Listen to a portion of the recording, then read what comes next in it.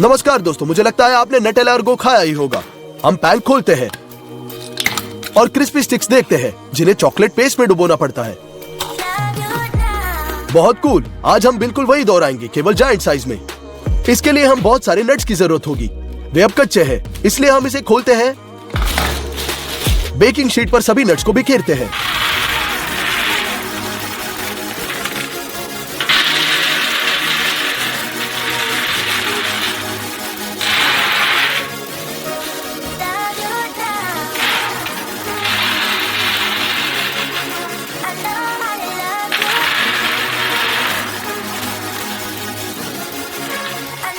फिर हम इसे ओवन में भेजते हैं।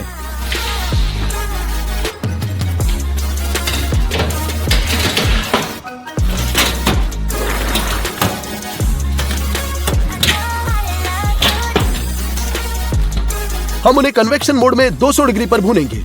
इसके वजह से नट्स कई गुना अधिक फ्रेग्रेंट हो जाएंगे। 20 मिनट के बाद हम इन्हें ले लेंगे।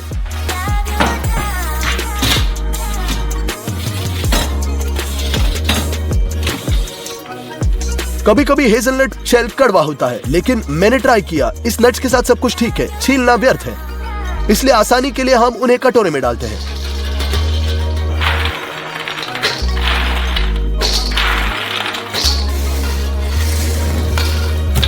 नुटेला को चीनी, मिल्क चॉकलेट, कोको और नमक, हम 800 ग्राम नट्स इकट्ठा करते हैं और उन्हें ब्लेंडर में डालेंगे। मिल्क चॉकलेट के 4 बड़े चम्मच, चीनी की समान मात्रा, कोको के 2 बड़े चम्मच और बैलेंस के लिए नमक। सब ढक्कन के साथ सब कुछ कवर करते हैं। हमने पूरे मिक्सर को 40 मिनट तक मिक्स किया, जब तक ये पेस्ट में बदल न जाए। अब हम इसे कस्टम मेड कंटेनर में डालते हैं।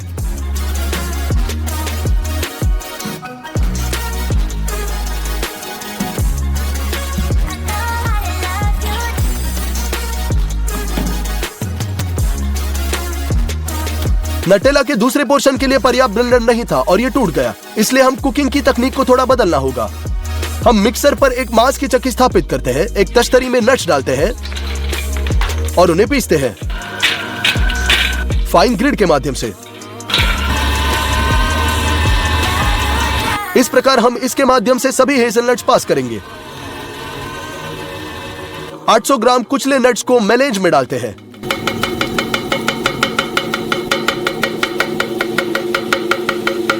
इसमें चीनी,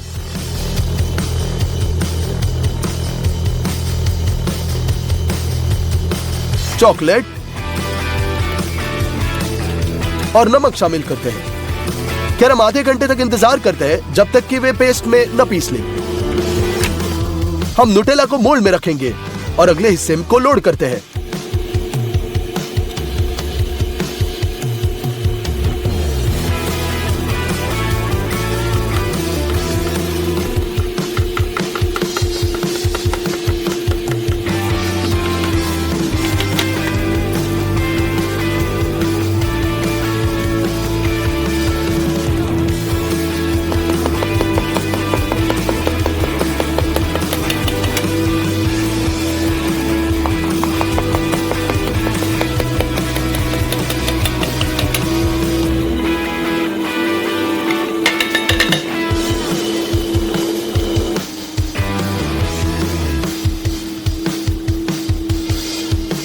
बाद में हमने एक बार में डबल भाग बनाया और पेस्ट को इतनी पूरी सुपर चिकनी कंसिस्टेंसी में लाया।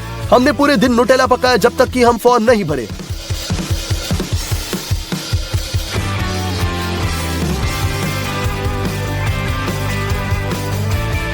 पेस्ट बनाया गया था, बड़ी छड़ें पकाने क्यों बची है। हम उन्हें अपने बड़े ओवन में बेक करेंगे,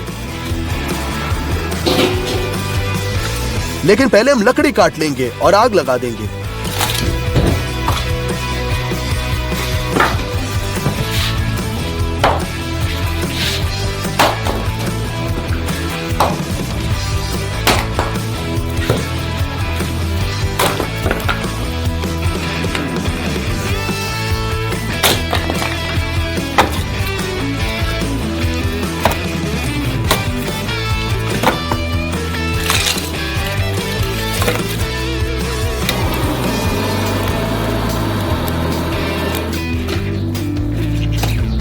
हम जलाऊ लकड़ी को ओवन में धकेलते हैं, इसे गर्म होने देंगे। आटे के लिए बेसिन में 3 लीटर 330 मिलीलीटर पानी डालेंगे।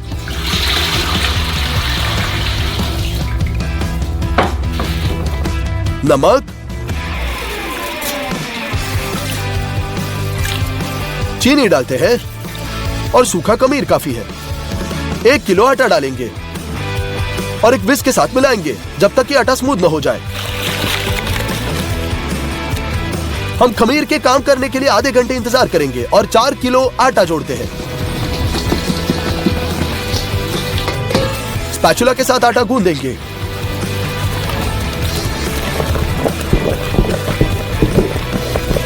$300 मिलीलीटर तेल डालेंगे और इसे अपने हाथों से गूंद लेंगे।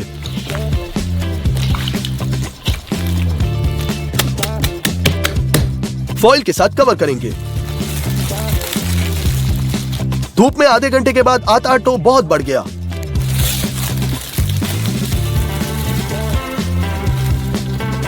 हम थोड़ा कम करते हैं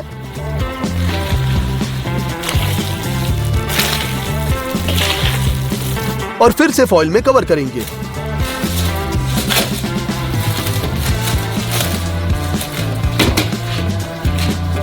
जलाऊ लकड़ी फेंकना न भूले ताकि स्टोव गर्म होता रहे। आटा तैयार है।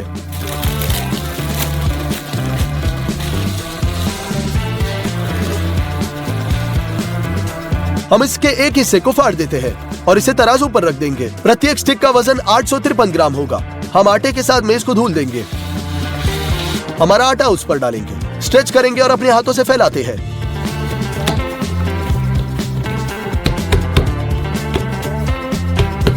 हम इसे चालू करते हैं और इसे तब तक चुटकी लेते हैं जब तक कि इतनी लंबी छड़ी नहीं बनती। हम इसे 3 बार मोड़ते हैं और एक स्पैचुला की मदद से इस चर्म पत्र के साथ पंक्तिबद्ध एक विशाल बेकिंग शीट में डालेंगे।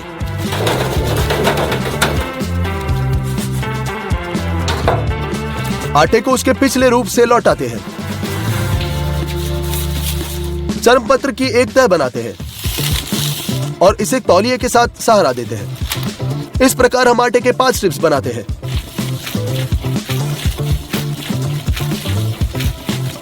इस बीच स्टोव अच्छी तरह से गर्म हो गया है। अंगारों को किनारों पर रेक करेंगे।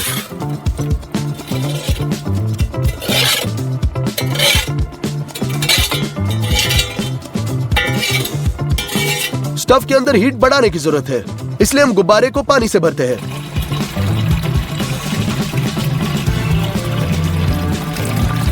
ढक्कन को कसते हैं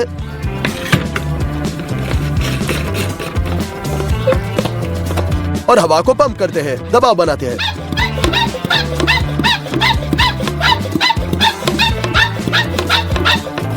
और अब हम स्प्रे गन से गर्म ईंटों पर समान रूप से पानी स्प्रे करते हैं।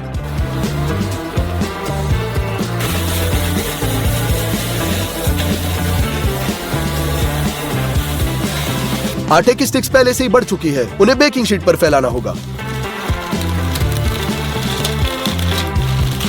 हम इसे अपने हाथों से थोड़ा ट्रिम करते हैं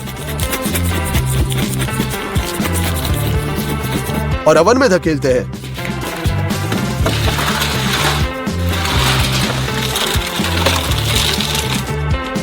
दो ढक्कनों के साथ बंद करेंगे और आधे घंटे के बाद वापस खोलते हैं।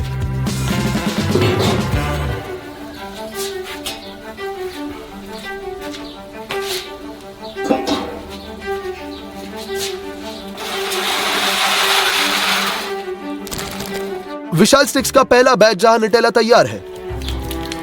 चलो एक और बनाते हैं।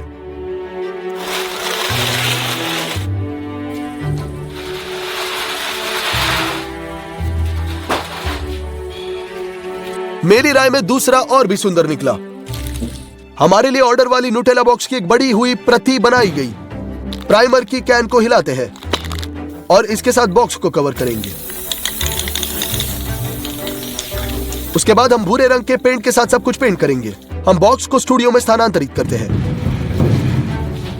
एक्रेलिक पेंट, ब्रश और रोलर्स के साथ बांटते हैं। हम एक सफेद पेंट की जरूरत है। हम एक ब्रश के साथ सीमाएं खींचते हैं और रोलर के साथ सफेद बैकग्राउंड बनाते हैं। हम एक पेंसिल के साथ शिलालेख बनाएंगे।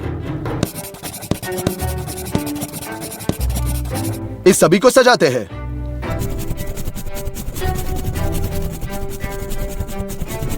हो गया। हम अपने न्यूटेला मोल्ड को बॉक्स में डालते हैं।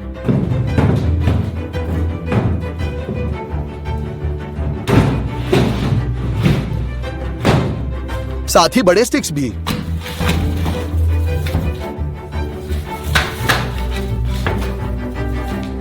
मेरी राय में बहुत अच्छा निकला। नमस्कार दोस्तों, मुझे लगता है कि आप लोगों ने स्टोर में ऐसा किंडर कंट्री बार देखा होगा। आइए इसे खोलते हैं।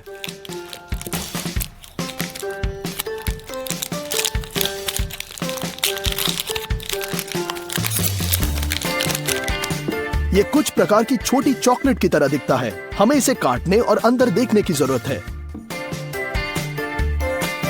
तो मिल्क चॉकलेट बाहर की तरफ है।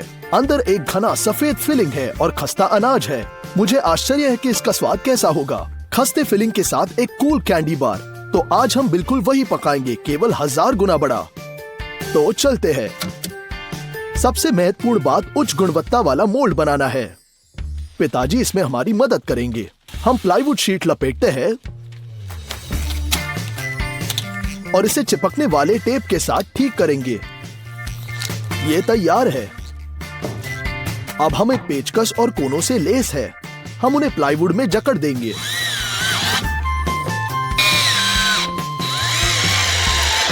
अब हमें एक इलेक्ट्रिक आरे के साथ दीवारों के लिए प्लाईवुड को काटने की जरूरत है। हम इन्हें भी चर्मपत्र से लपेटेंगे और इन्हें अपने स्थान पर रख देंगे।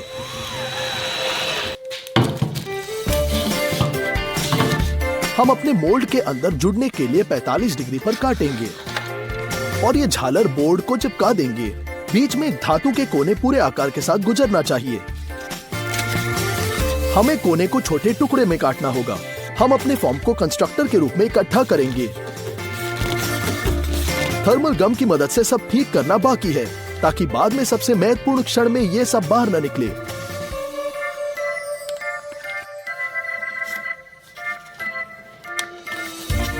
इस पॉइंट पर फॉर्म पूरी तरह से तैयार है और हम ऐसे उत्पाद खरीदेंगे जो किंडर कंट्री का हिस्सा है।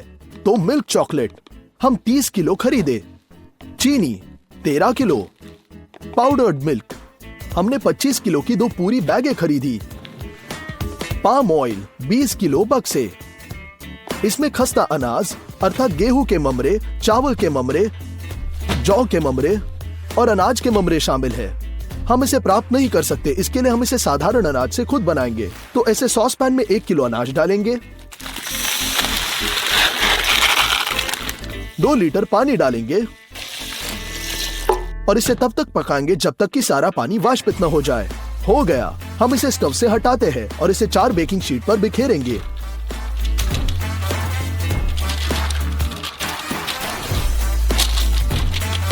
स्पैचुला के साथ हर जगह स्प्रेड करेंगे ताकि हर जगह मोटाई सेम हो गया। हम बेकिंग शीट को ओवन में धकेलेंगे। केवल 50 डिग्री और कन्वेक्शन मोड सेट करेंगे। हम 5 घंटे इंतजार करेंगे और इसे प्राप्त करेंगे। परिणाम पूरी तरह से सूखा हुआ उबला हुआ अनाज है। अब अंतिम चरण बाकी है। इसके लिए एक डीप फ्रायर तैयार करेंगे। तेल को 200 डिग्री से अधिक गर्म करना आवश्यक है और अब हम इसमें प्रकार का अनाज फेंक देंगे। यह पॉपकॉर्न की तरह विस्फोट और पॉप करना शुरू करेगा। इस तरह से रखो अगर आपको नहीं पता कि आपको अनाज से पॉपकॉर्न बनाना है या नहीं। हम छलनी उठाते हैं और अतिरिक्त तेल को हिलाएंगे और तैयार उड़ा हुआ अनाज कागज तौलिए पर।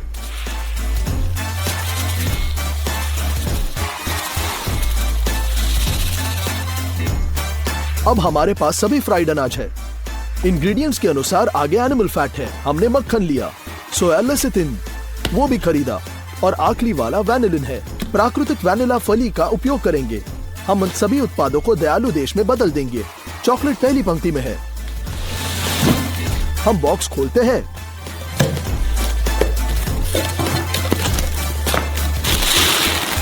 और मार्माइट में 10 किलो मिल्क चॉकलेट डालेंगे। समय समय पर इसे तब तक मिलाएंगे जब तक ये पूरी तरह से पिघल न जाए। हो गया, हमें अपना फॉर्म मिला। और सबसे पहले हम सभी जोड़ों को गर्म चॉकलेट के साथ धब्बा करेंगे ताकि तब चॉकलेट बड़ा हिस्सा उनमें न बहे।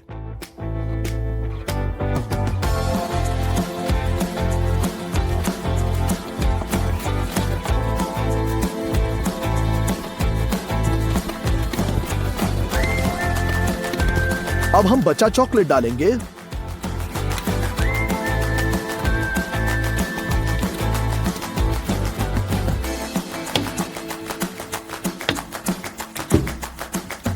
और आकार के अनुसार इक्वली स्प्रेड करेंगे। यह जम गया है। अब मोल्ड के अंदर हम भोजन की चादर के साथ लिपटे और दीवार डालेंगे। वे सफेद फिलिंग को मुख्य दीवारें तक पहुंचने की अनुमति नहीं देगा और चॉकलेट के लिए जगह होगी। हम इसे क्लैंप करेंगे।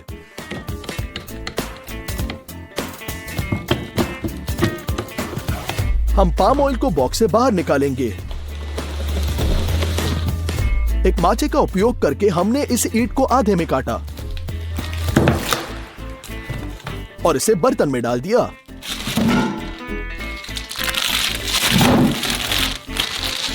मक्खन लेंगे और इसे खोल देंगे और प्रत्येक पैन में 2 पैकेट्स। हम इसे स्टव पर रखते हैं। चीनी खोलेंगे और इसे पिघले हुए मक्खन में डालेंगे।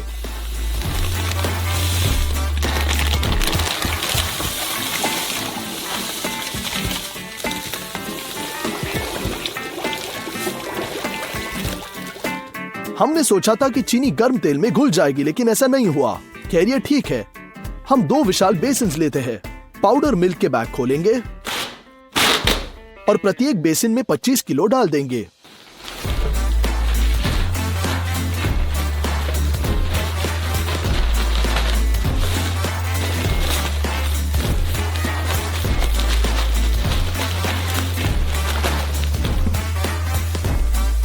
अब वैनिला की जरूरत है। हम फली को बैग से बाहर निकालेंगे।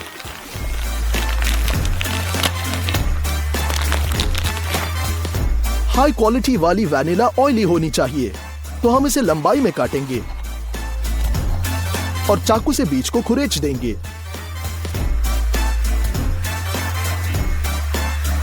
यह सबसे मूल्यवान और सुगंधित हिस्सा है। हम इसे कटोरे में डंप करेंगे और बीज प्राप्त करना जारी रखेंगे।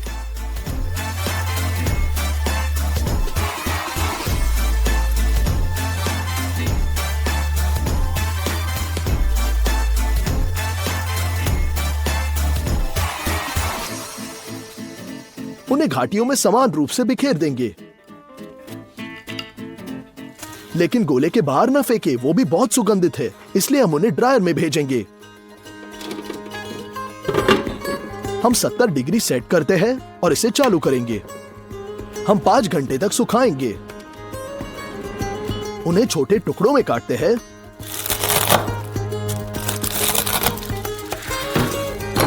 और इसे कॉफी ग्राइंडर में भेजेंगे। यहां वे पाउडर में बदल जाएंगे। हो गया। वेनिला पाउडर भी आटे में बिखेर देंगे। यहां हम चीनी के साथ पिघला हुआ ताड़ का तेल भी डालेंगे।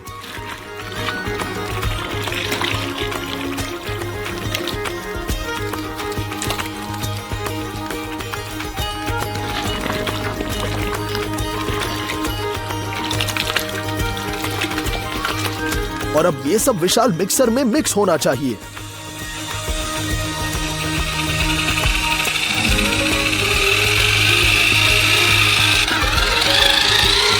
ये पनीर के समान एक द्रव्यमान निकलेगा, तो हमने बेसिन में मिश्रित किया।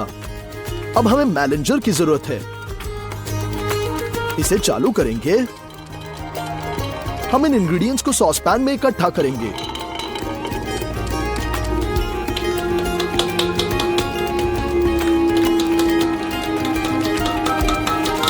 अब सोया लेसिथिन लेंगे। यह आणविक स्तर पर उत्पादों को मिलाने और उन्हें पतला बनाने में मदद करेगा। 30 मिनट बाद द्रव्यमान सजातीय हो गया है। मैलेंचर को बंद करेंगे और सामग्री को मोल्ड में डालेंगे। सोया लेसिथिन के अतिरिक्त के साथ भी द्रव्यमान काफी मोटा निकलेगा।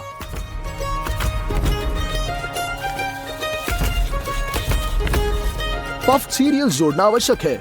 इस बैच के लिए हम पफ्ड व्हीट का उपयोग करेंगे।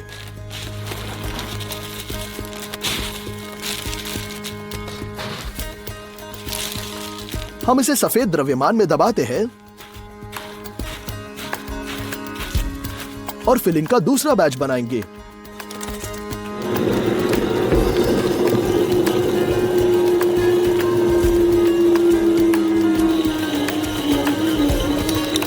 इसे और भी पतला बनाने के लिए हम थोड़ा ताड़ का तेल पिघलाते हैं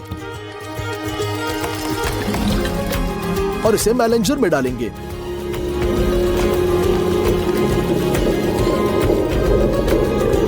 एक और 30 मिनट के लिए बीट करेंगे और मोल्ड में डालेंगे। इस बार द्रव्यमान वैसे ही निकला जैसे हमें चाहिए।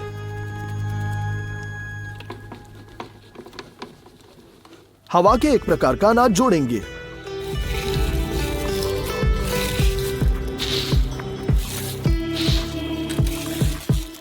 इसे फिलिंग के साथ मिलाएंगे।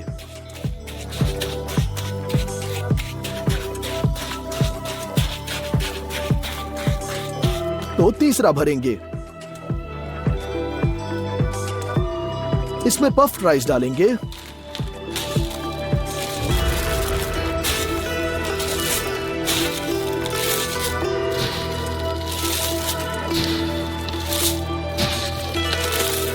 और इसे भी मिलाते हैं। चौथे फिलिंग के लिए हम फुला हुआ जौ जोड़ेंगे।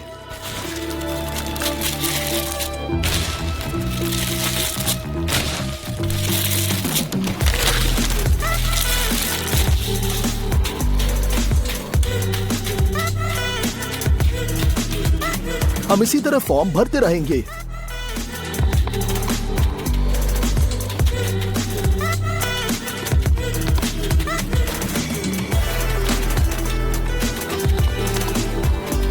हम सफेद द्रव्यमान के जमने की प्रतीक्षा कर रहे हैं। हम क्लैंप को हटाएंगे, शिकंजे को हटाते हैं और सभी दीवारों को हटा देंगे।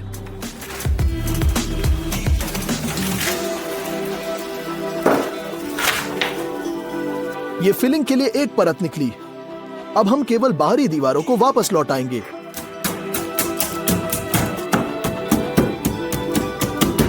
और उन्हें ठीक करेंगे। हमारे पास चॉकलेट लेयर के लिए एक समान केव है, इसलिए मिल्क चॉकलेट खोलने का समय है। इसे मार्माइट में पिघलने के लिए भेजेंगे।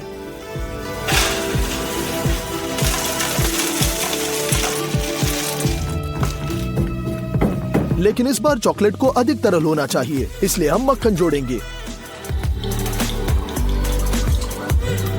और इसे चॉकलेट के साथ अच्छी तरह से मिलाएंगे। अब ये सही है, हो गया। हम चॉकलेट को एक कप में स्कूप करेंगे और हमारे विशाल किंडर कंट्री की दीवारों में भरेंगे।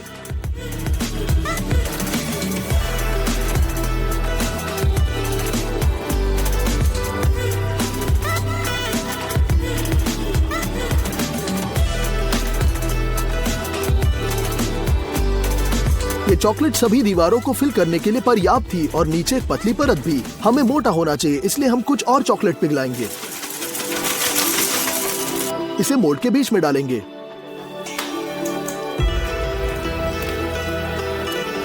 और इसे समतल करने के लिए हम स्पैचुला का उपयोग करेंगे।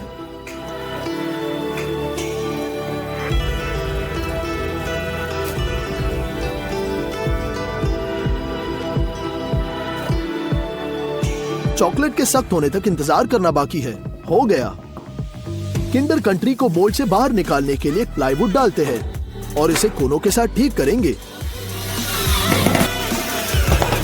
अब हमें ऊंचाई की आवश्यकता है, जिसके लिए हम ध्यान से अपना आकार बदल देंगे।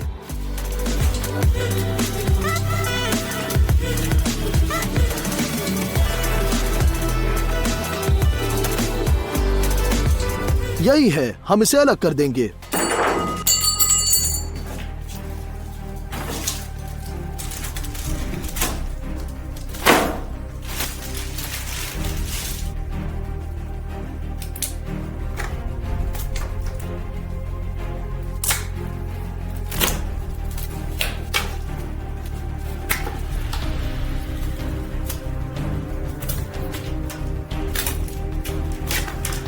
असेंबली के दौरान हमारा बार थोड़ा टूट सा गया, इसीलिए आपको इसे गर्म चॉकलेट के साथ ठीक करना होगा।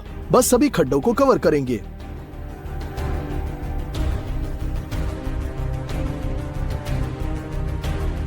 ओरिजिनल किंडर कंट्री के प्रत्येक घन पर ऐसा स्पाइक होता है। इसे दोहराने के लिए हमें एक स्टेंसिल बनाएंगे। हमने इसे पतले फाइबर बोर्ड से हाथ की आरे से काट दिया। 3 घंटे के बाद ये तैयार।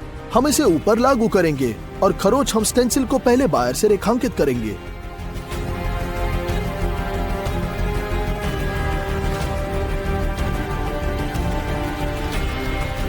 और फिर अंदर भी।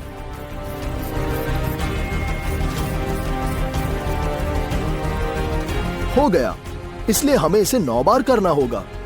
अब किंडर कंट्री का 1000 गुना बड़ा हुआ कॉपी तैयार है। मेरी राय में व्यावहारिक रूप के जैसे कि तैसा है। चलो एक टुकड़ा काट लेते हैं।